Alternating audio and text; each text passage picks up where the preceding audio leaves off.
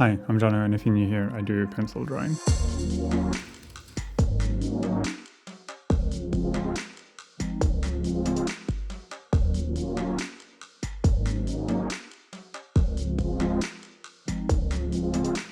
One of the key elements in drawing, and especially hyperrealism, that doesn't really get that much of a spotlight is mark making.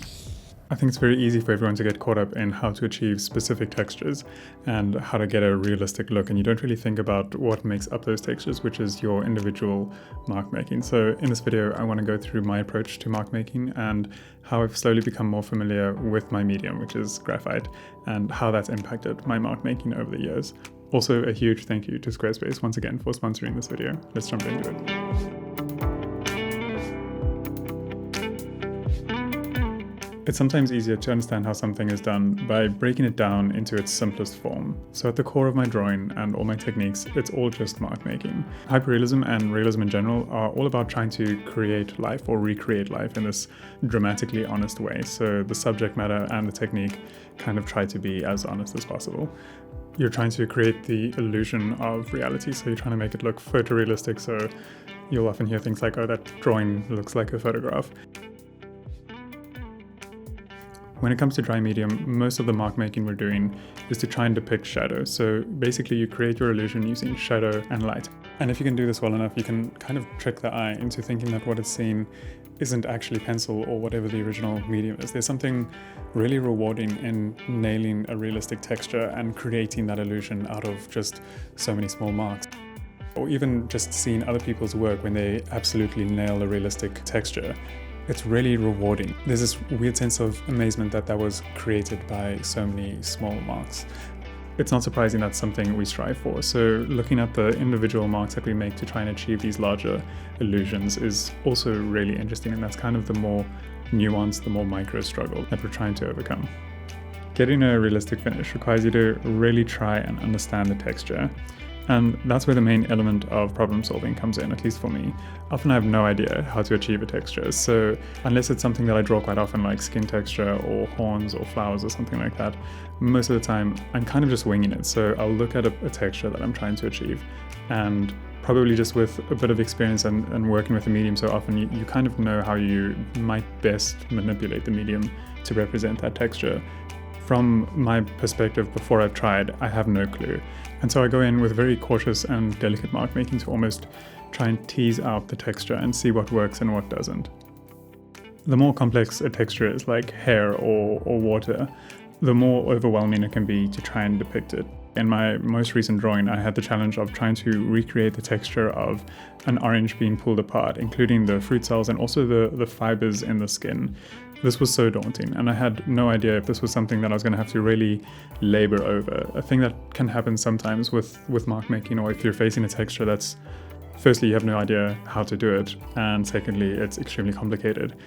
What we tend to do is focus in on the texture and almost try to abstract it in our minds. So at least this has been my process, and I assume other realistic artists' process as well, where you no longer see what is actually in front of you. You more just see tiny little shapes and try and recreate that as best as possible. The problem with this is also you get completely caught up in that. You get stuck in your reference. You are no longer drawing with a sense of expression, but more just reproducing exactly what you see as much as possible. And there's nothing really wrong with that. It's just I found that my work, when I'm caught in that space, which is more of a space of desperation to really try and nail the texture, the mark making tends to feel a little bit stagnant and like unrigid as well. So I had a really nice experience, as I was saying, with this orange peel, where I laid down some graphite, a very thin layer of graphite, and just used my eraser to very gently move over the graphite, almost suggesting the fibers in the skin,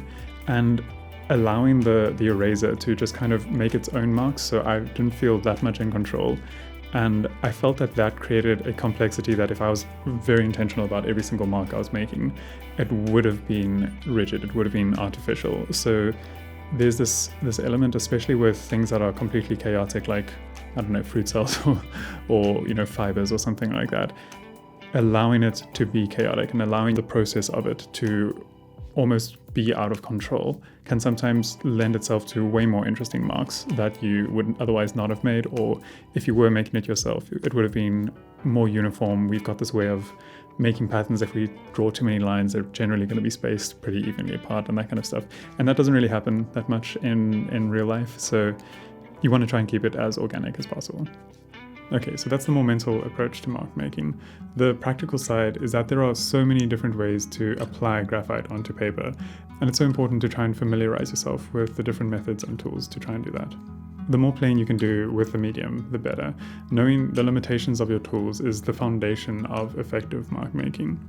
If you try and push a piece of graphite to make the kinds of marks that you would get from, say, cotton wool, you'll experience a special kind of frustration. And vice versa, if you're trying to use a very clumsy piece of cotton wool to get very fine, delicate wrinkles, that's going to be just such a stressful experience.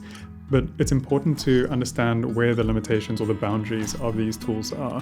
For example, if you're working on a slightly blurred figure or something, there's wrinkles that you could use a very tiny piece of cotton wool to try and get, and that would just give you a much simpler and easier way of achieving a texture than laboring over it with pencil, which you can do it one way, but it's just a lot easier to use a tool that is better suited for getting that texture. I think what it comes down to is developing this knowledge, and the way that you do that is through playful experimentation. Another aspect is understanding the permanence of the marks that you've made. So knowing what marks are easy to erase and which ones aren't. This also leads into working reductively with an eraser. If you work with an eraser to pull marks out or to use the eraser to make marks, you can often make a lot more sophisticated marks with a kneadable eraser than you otherwise would with a pencil or a blending stump. And understanding which methods lend themselves to being worked back into and which ones are permanent can also just save you from ruining some of your artworks. I think if you've reached a plateau with pencil drawing or realism, or even painting and other tools, I really want to encourage you to play and experiment with different tools and different mark making. We often tend to lean towards the same shapes and same patterns when we're rendering skin texture or whatever the textures might be, and breaking that mold and breaking out of that, almost diversifying the library of marks, patterns and shapes that we know how to make, can often help you break through a ceiling when it comes to your practice. I think the main takeaway that I'd like you to take from this is to work smart rather than trying to force it. Use the correct tool to try and get the texture or the marks that you want to make. Before I end this video, I just want to give a shout out to this video's sponsor, Squarespace. I've been working with them for quite a couple of years now, and they've helped my career out in a huge way, not only with sponsoring these videos and helping me maintain this channel, but more importantly, early on in my career, I was looking for a way to create an online portfolio and to create a platform to make it easy for clients to find me. And I felt that Squarespace just provided a very easy solution to that problem. I never had to patch or upgrade anything. I could register a domain with them or set up an online store. And most importantly, I could design a portfolio and show my work the way that I wanted to. Also, every time I got stuck, their amazing support team helped me out instantly. So if you're looking at building a website, give Squarespace a try. And if you decide that you love them, use the offer code and get 10% off your first purchase. I really hope this video could help some of you, especially if you're feeling stuck with your practice. Breaking it down and just reassessing your relationship with mark making is a massive foundation that you can always improve on. It's always something that you can develop, and it can sometimes just be the key that unlocks a whole new way of creating your artwork. So if you found this video helpful or interesting, leave a like. It always helps the channel out in a huge way. Let me know in the comments if you guys have any experiences or any kind of breakthroughs through mark making. I really love reading your comments. So yeah, thanks for the support, and I'll see you guys in the next one. Bye.